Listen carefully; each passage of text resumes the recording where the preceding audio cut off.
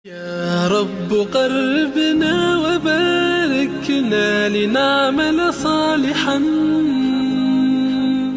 في يدي رسالة التغيير. Bismillahirrahmanirrahim. Assalamualaikum warahmatullahi wabarakatuh. Innal hamdalillah nahmaduhu wa nasta'inuhu wa nastaghfiruh wa na'udzubillahi min syururi anfusina wa min sayyiati a'malina. May yahdihillahu fala mudhillalah wa may yudlilhu fala hadiyalah. Asyhadu an la ilaha illallah wa asyhadu anna Muhammadan abduhu wa rasuluhu la nabiyya wa la rasula ba'dah. Ikhwan fillah rahimakumullah. Alhamdulillah, pada kesempatan yang berbahagia ini kita masih diberikan kesempatan dan dipercayai oleh Allah Subhanahu wa taala untuk kemudian menyambut bulan mulia yang penuh rahmat ini, yaitu bulan Ramadanul Karim. Tentunya di tahun ini kita penuh berharap semoga kita bisa menyelesaikan ibadah puasa dengan tuntas, kamilah sampai 1 Syawal Idul Fitri nanti. Amin insyaallah, amin ya rabbal alamin.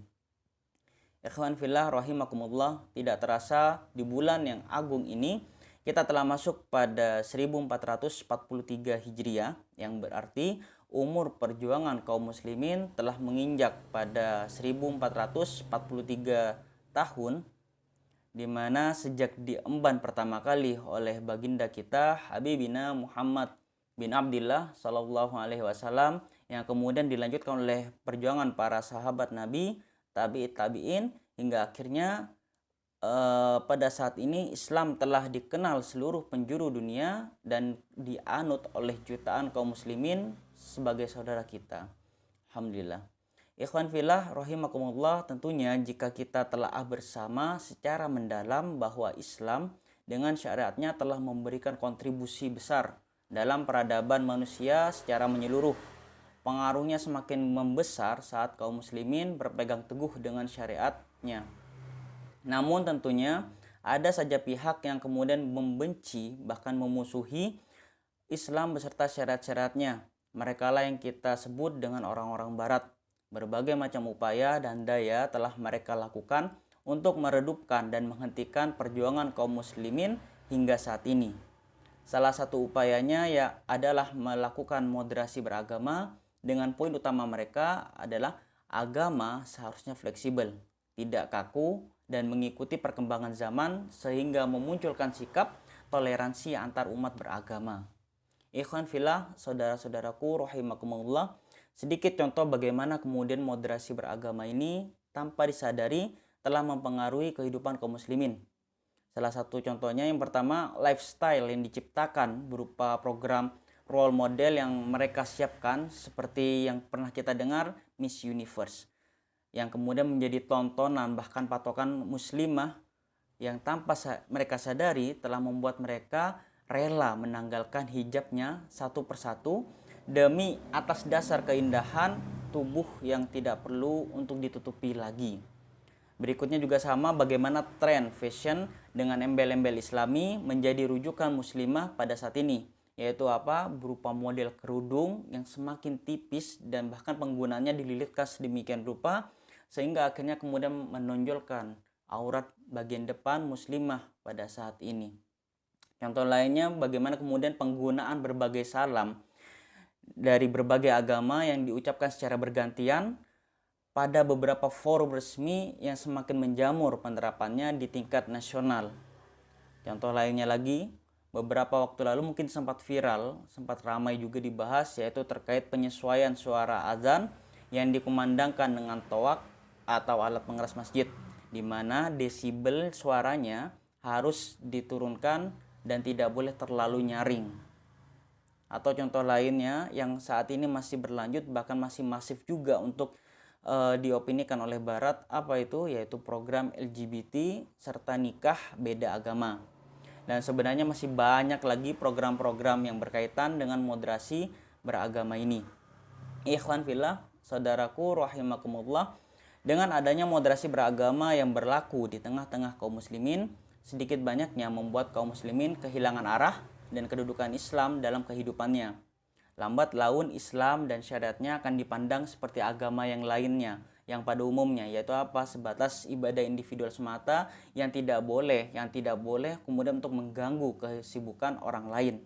Lebih parahnya lagi, urgensi dan eksistensi keberadaan Islam dan syariatnya ini akan lenyap di tengah-tengah kaum muslimin jika moderasi beragama ini dibiarkan terus-terusan. Ikhwan fillah, saudaraku rahimakumullah, suksesnya program moderasi beragama tidak lain karena adanya pengaruh kapitalisme dengan dasar akidahnya yang sekuler. Kapitalisme dengan pokok sekuler yang kemudian menggiring dan memberikan konsep bahwa penempatan agama dalam kehidupan sangat perlu untuk dipisahkan. Pendekatan semua agama adalah sama merupakan salah satu upayanya yang kemudian mempengaruhi mindset dan pola pikir kaum muslimin. Hingga akhirnya muncullah penyesuaian syariat-syariat Islam agar sesuai dengan tuntutan tren yang berlaku. Maka jangan heran kalau output dari moderasi beragama kemudian bisa membuat kaum muslimin melenceng bahkan berbenturan secara langsung dengan syariat Islam. Na'udzubillah min dzalik. Ikhwan fillah, saudara-saudaraku rahimakumullah, hal penting yang perlu kita siapkan dalam menyikapi agenda moderasi beragama ini adalah pentingnya menguatkan akidah Islam yang tentunya ditunjang dengan thaqafah dan mafahim Islami. Dengan hal itu, kita akan kemudian mudah untuk memilah mana yang termasuk program yang bertentangan dengan Islam berkedok moderasi beragama. Adapun penyikapan kita sebagai muslim atas program moderasi beragama ini adalah dengan tidak terhanyut dan tidak latah dengannya.